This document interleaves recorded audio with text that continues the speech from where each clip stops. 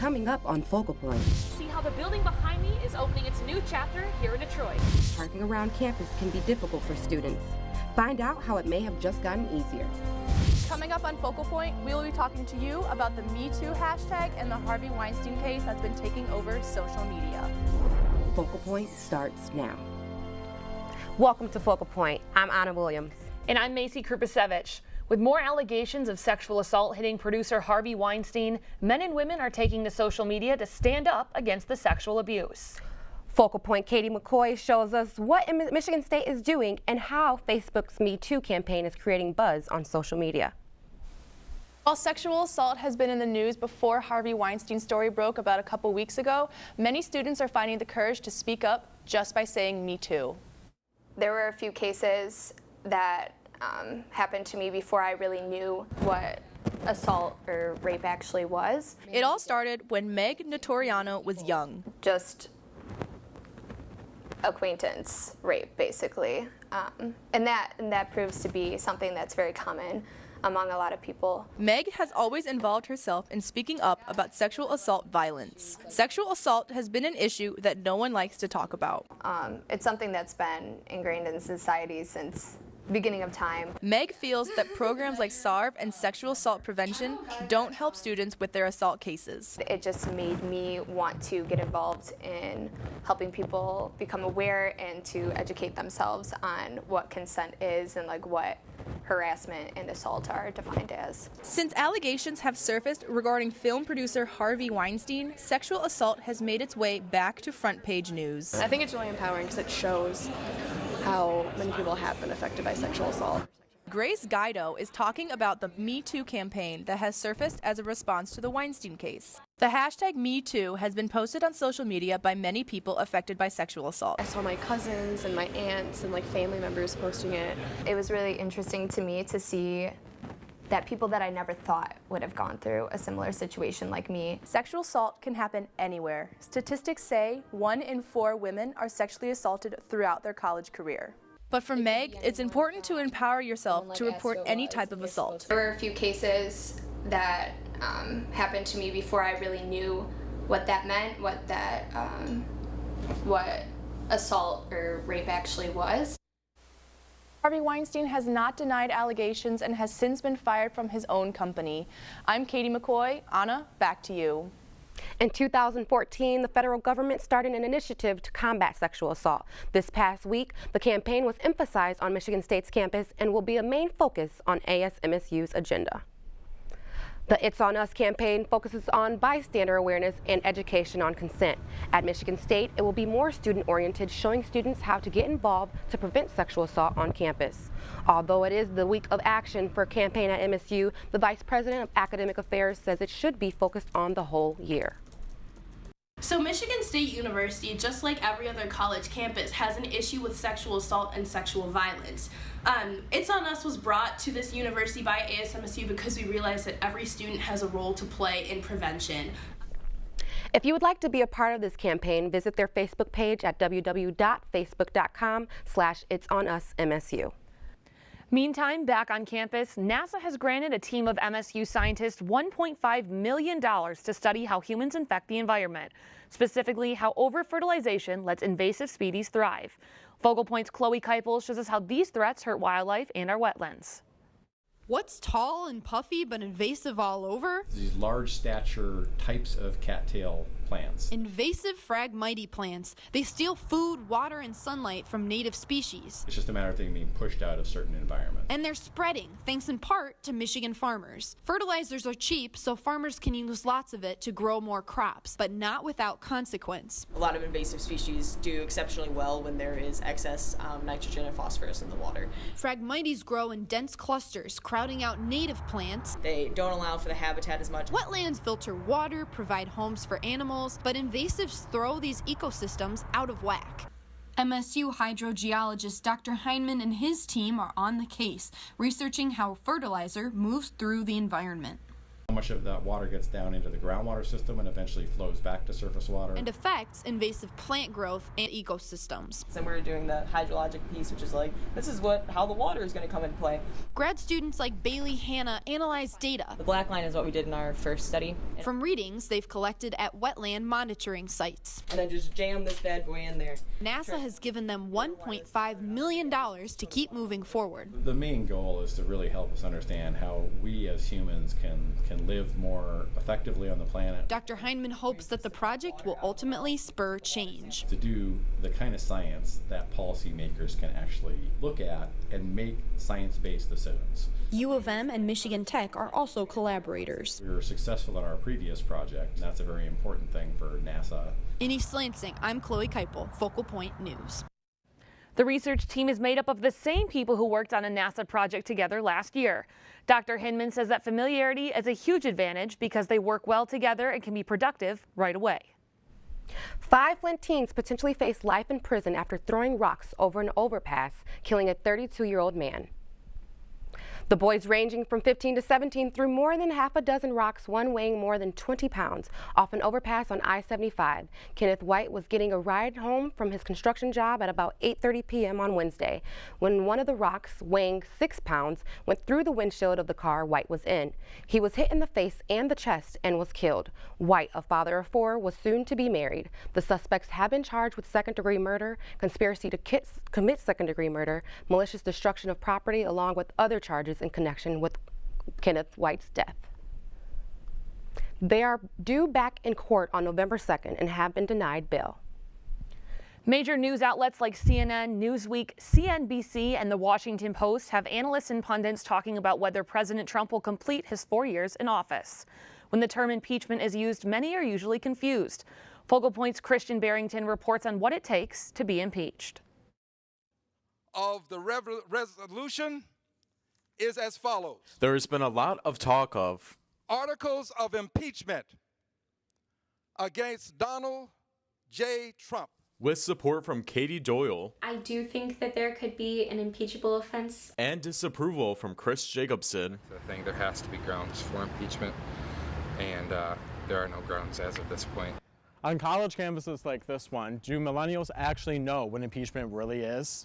No, not necessarily, I'll be honest. So yes and no. I understand a little bit about impeachment. Constitutional law professor Brian Kalt explains how impeachment works. Impeachment is a process that the Constitution provides for Congress to accuse and then try public officials in the federal government. If they have done something, an abuse of their office, the House of Representatives can impeach by a majority vote. They can say this person needs to go on trial in the Senate. If 2/3 of the Senate agrees and votes to convict, then that person is removed from office. But does all this talk of impeachment hurt the nation?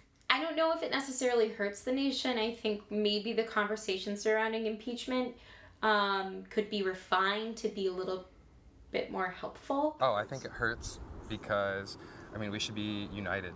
For example, if Hillary would have won, yeah, I don't like her policies, but she's my president. She represents my American blood and our flag and our country and our nation. And while Doyle and Jacobson worry, Kelt is excited about the educational opportunities. So it is, even as people get some things wrong or even as people talk past each other, it is a rare opportunity to get people engaged, to get people educated. From East Lansing, Christian Barrington, Focal Point News. As of today, 8 Democrats openly support impeachment proceedings, but according to Professor Kalt, it would take something highly illegal for the president's party to go along with those hearings. 54 years after the assassination of President John F. Kennedy, more than 2,800 documents were released last night surrounding his murder and the events that followed. President Trump tweeted on October 21 that he would be allowing classified files about the assassination to be released to the public. Those documents covered anything from JFK's murderer Lee Harvey Oswald to his murderer Jack Ruby, and even Marilyn Monroe. The documents hit the National Archives at 7:30 last night, but not all of them. Spy agencies like the CIA and FBI persuaded Trump to withhold more than 300 documents to prevent undermining national security. Those release dates are to be determined as JFK experts pour through the thousands of documents already released, looking for anything that may shed new light into the case. Almost 3 weeks after that old building on the corner of Grand River and Abbott was demolished, the neighboring vacant building was taken down. It might not have looked like it, but that 90-year-old building was once a hub for many businesses, including a Thai Hut restaurant. The demolition had been in discussion for 16 years, and it has been vacant for many of those years. It is not yet determined what will be built on the lot. Detroit has always been a place for sports, music, and food. But with the addition of the new Caesar-sized arena, some say this new venue takes the city to new heights. All right, so how are you guys feeling? We're so excited to be at the stadium. With almost 3 years of construction and a price tag of more than $860 million, Little Caesars Arena is finally open. The whole building, it's amazing. Beyond, our imagination, what we figured it would be. Al Sabatka has been with the Red Wings as their iconic Zamboni driver since. Well, it started back in 1971. He has been through the Olympia, Joe Louis Arena, and now here. Extra things that we never had before. The arena has 4 full-size restaurants, nearly a dozen bars, a full glass roof, retail stores, state-of-the-art lighting panels, and of course, the largest jumbotron in the league. The Red Wings played here last night. The Pistons, as you can see, are getting ready for their game tonight against Philadelphia, and tomorrow night there's a concert. The cool thing about Little Caesars Arena here is that everything can finally be under one roof. You know what, it's been really, really cool to see people as they walk into the building for the first time. A lot of oohs and ahs, a lot of people that are really blown away. Being 8 stories high with a capacity of 21,000 people. There's really so much to see here that even if you come 2 or 3, 4 times, you still might not be able to see it all. There is even another hockey rink in the building, used just for practice. With everything put into the new arena, fans hope this will continue on Detroit's legacy. Then we moved to the Joe, and that was a whole new chapter there. Now we're going to close that chapter and start a new one here. From sports to concerts, check out the Olympia Entertainment website under venues to see what's happening next at the arena. National retailer Costco finally opened its Lansing area store early this morning in Meridian Township. People waited in line early this morning to be among the first to get in after the official ribbon ceremony. This is the first Costco to be open in the mid-Michigan area and is expected to employ around 200 people. The new store costs between $35 to $40 million for construction and includes a gas station, tire center, and all the familiar amenities Costco is known for. Shoppers were excited to finally step foot inside. I got here about 6:10. Me and my girlfriend thought it would be kind of something strange to do. So we've never been to an opening, and we're very excited about having Costco local. The new Costco is located on Park Lake Road and is open 7 days a week. Coming up this break, MSU graduates paired with Google to make an app that helps students study together. And find out why many MSU sports journalism alumni came back to campus. What makes a Spartan a Spartan? The relentless drive to turn question marks into exclamation points. Believing that we are strong as one, but extraordinary together. And it's our impact that matters most. What makes a Spartan is what's inside, the commitment to something bigger, because the world never stops asking, who will? Spartans will.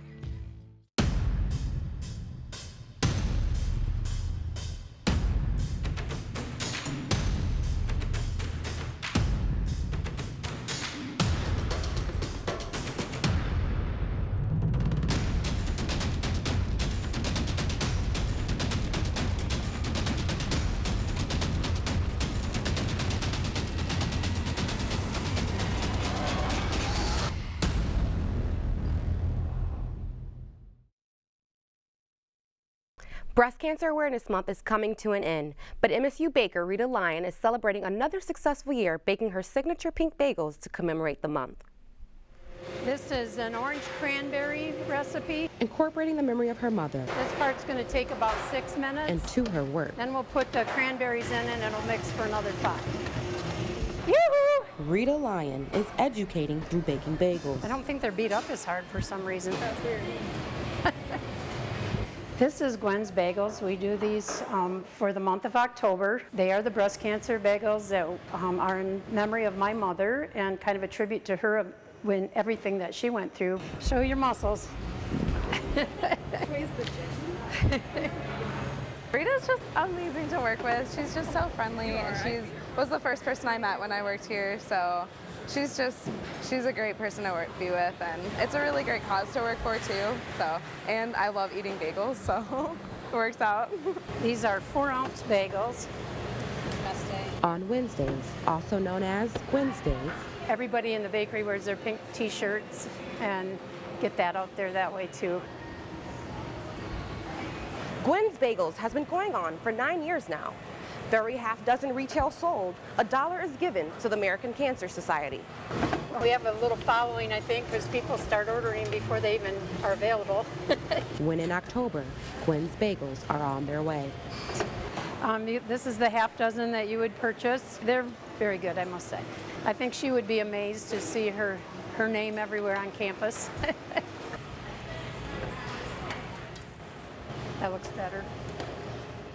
Gwen's Bagels will only be baked through the end of the month and can be ordered at msubakers.com. On-campus delivery is also available. Trying to park on campus can be a pain, but a new app can now make that a little easier. Plus, we'll recap all the homecoming festivities with a former MSU student making a special appearance as Grand Marshal. Christian Barrington joins us in the Spartan newsroom with these stories and more in our on-campus report.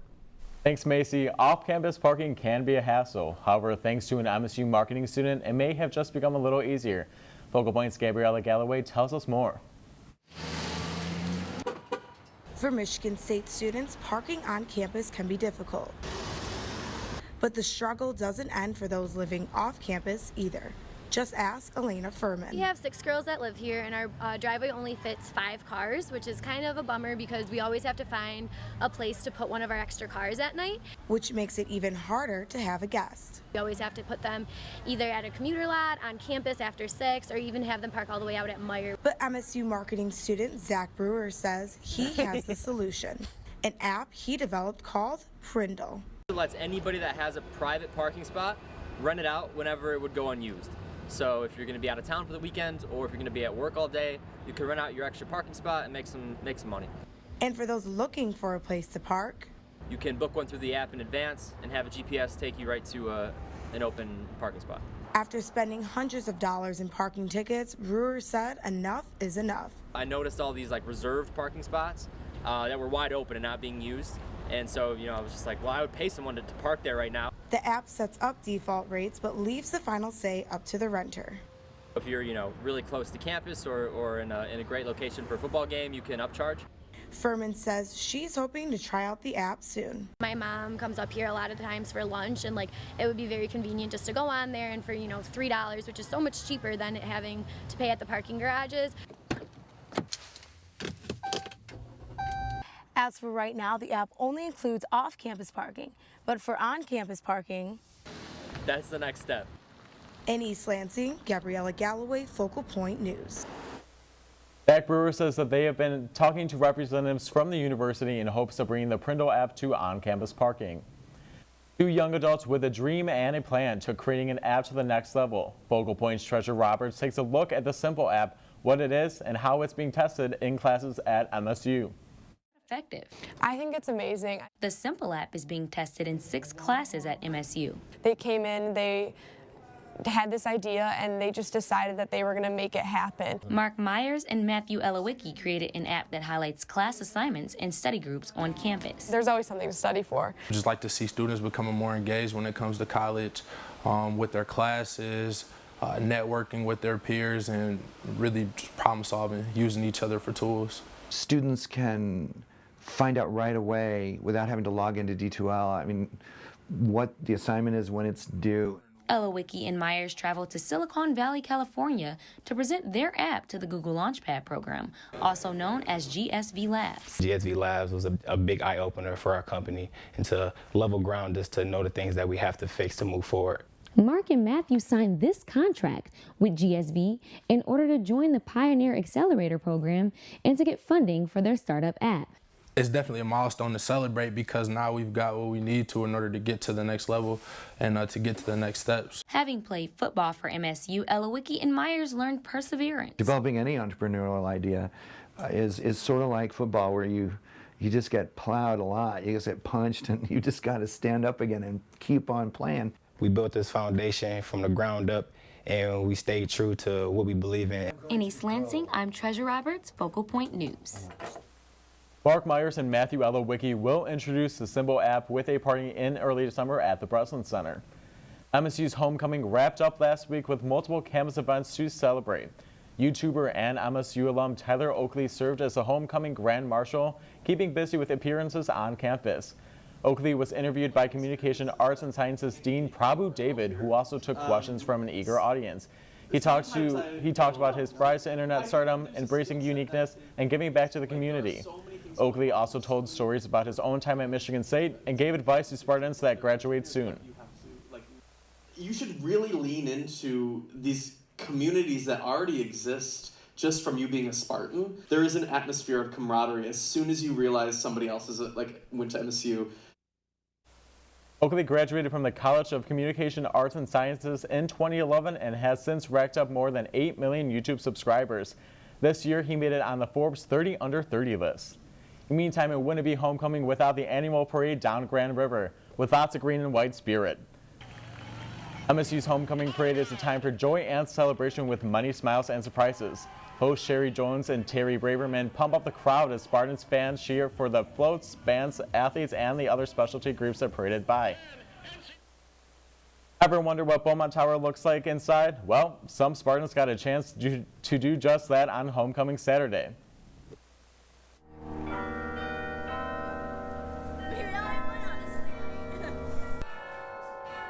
And alumni were able to walk all 4 flights of the tower and watch the carillon being played up close and personal. The Tower Guard hosted tours of the historic building and gave away free cider and donuts. If you go up 73 flights of stairs, you can see the 49 bells that play the MSU fight song and the alma mater. If you want to see the inside of the Beaumont, you can schedule tour appointments with the Tower Guard through their website, or you can wait until next year's homecoming, where the tower will be open to the public again. The MSU School of Journalism welcomed back sports alums for the 4th Spartan Sports Journalism Classic. Students networked with the alums and sat in on panel discussions with advice and anecdotes on sports journalism. They mingled after every discussion looking for internship and career advice. Sparty made a surprise appearance for green carpet photos and a quick interview. Organizers say they really love watching former and current students get together and talk sports. This is the 4th one that we've done, and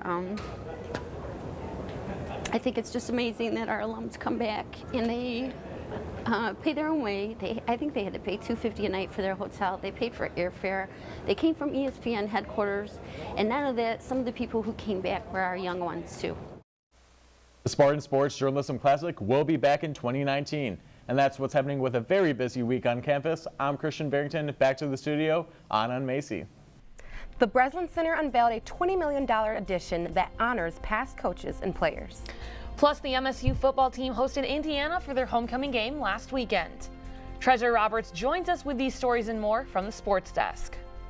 Macy, Anna, after last year's 3-9 season, the MSU football team is already looking to clinch bowl eligibility. We'll show you how they fared against Indiana coming up. When do we give up? When do we just close our eyes and say, that's it? This water's too polluted. This disease too far along.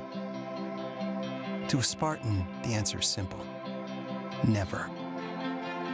Because Michigan State was founded on the belief that our purpose is to make the world a better place. And when you're open to unconventional thinking, value people's differences, and are willing to forge true partnerships, then and only then can you solve the world's toughest problems. Like renewable energy, clean water, and Parkinson's disease. Because we know our true triumph lies in the impact we make on the world around us. And after all, if we don't do it, who will? Spartans will.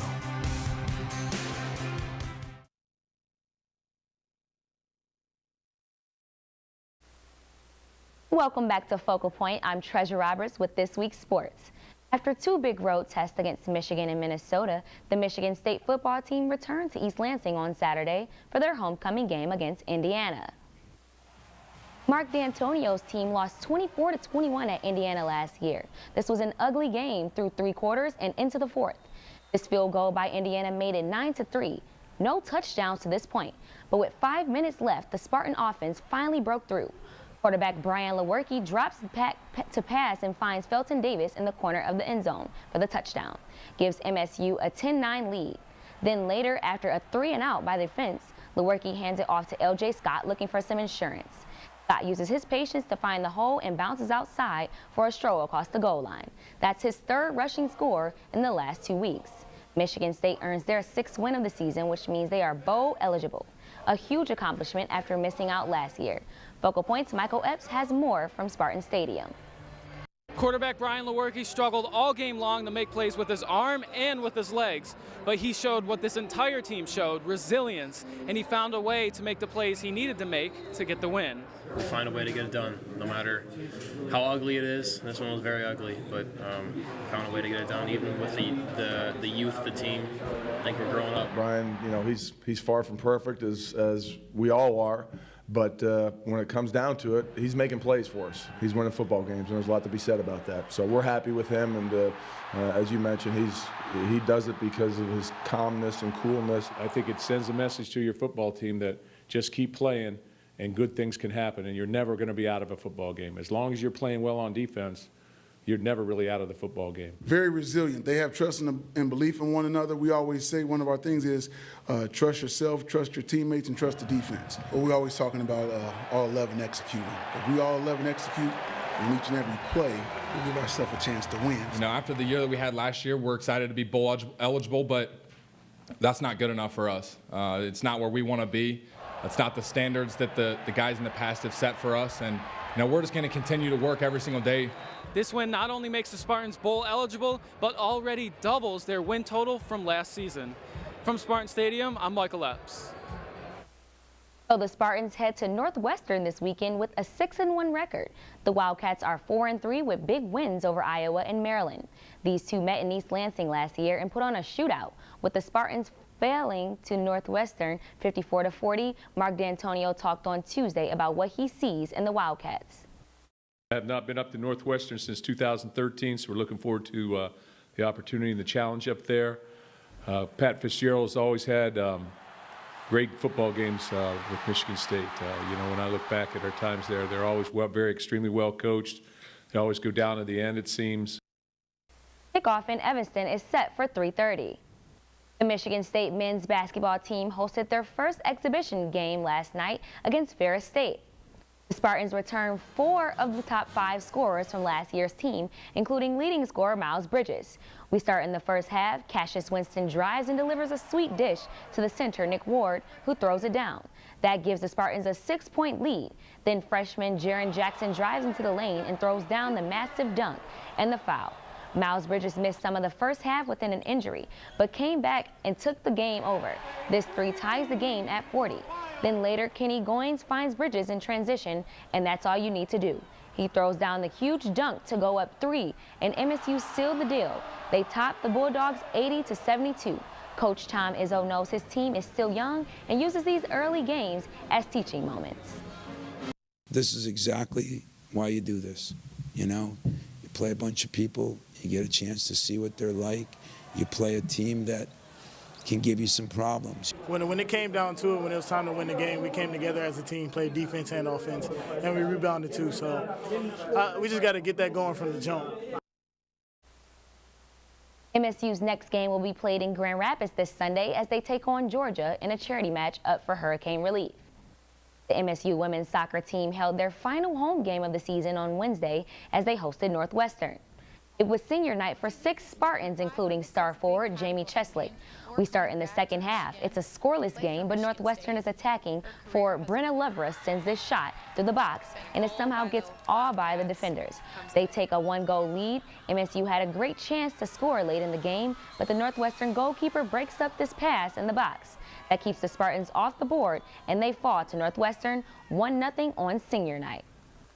I've coached a lot of teams here in my 27 years, and the internal culture of our team is very, very good. They're good people. They get along very well. They motivate each other and push each other, and that's because our seniors are great people and great leaders. And you know, we always talk about leaving footprints, and our seniors have left some very positive footprints in terms of team culture, and really proud of them. The Spartans finished the year 6-11-1. The Michigan State women's basketball team hosted their annual media day on Monday at the Breslin Center. The Spartans returned 4 out of 5 starters but lose their leading scorer, Tori Jankowska, to the WNBA draft. Jankowska became the program's all-time leading scorer and the only Spartan to score 2,000 points in her career. Redshirt senior Brandy A.G. decided to return for her final season and was named to the preseason All-Big Ten team. Head coach Susie Merchant talked about how excited she is for this upcoming season. I'm really excited about this team, this program, the kids we have in it, our ability to play a lot of different ways this year. I think we're big, we're fast, we're strong, we're athletic, we're deep. So those are all great qualities to have in a team. The Spartans start their season on November 5th as they host Lake Superior State. A $50 million renovation project in the Breslin Center has been in the works for over 2 years. Focal Point's Michael Epps has more on the grand opening. Tom Izzo. There's nobody who leaves a room that Tom Izzo was in that just doesn't feel better after he walks out. Michigan State head coach for 23 years. He is probably the best basketball coach we've had. He's a Hall of Famer. I get a chance to live my dream. A national champion. If you do it for anybody, do it for Coach Izzo, man, because he's a special guy. But has never experienced an honor quite like this. Tom, this is your house. You built this. Thank you. The Tom Izzo Hall of History opened last Friday at the Breslin Center. So they told me I'm supposed to stand up here and tell you why we decided to name it after Tom Izzo. So I was going to say, because he's Tom Izzo, and walk away. This $20 million facility is funded through private donations. I hope you enjoy what we've done. I think we might have hit a home run here. The Hall of History is at the Gilbert Pavilion, which is at the southeast corner of the Breslin Center. And since it's connected to the concourse, that means fans can come in during any home game to check it out. It screams and yells about the great history of Spartan basketball, men and women. A great history established by great coaches. People don't just give to give. They give because of you, Izzo. They do, because of the person that you are. My newest superstar, my blue-collar superstar, as I call Miles, had a little press conference himself, and he said, "It's not about me, it's about us." This isn't about me, it's about us. In East Lansing, Michael Epps, Focal Point News. The Hall of History not only pays homage to Coach Izzo, but also to past players and signature events in the program's history. The MSU men's and women's basketball teams hosted their annual Michigan State Madness last Friday night. Thousands of fans entered the Breslin Center for the free event.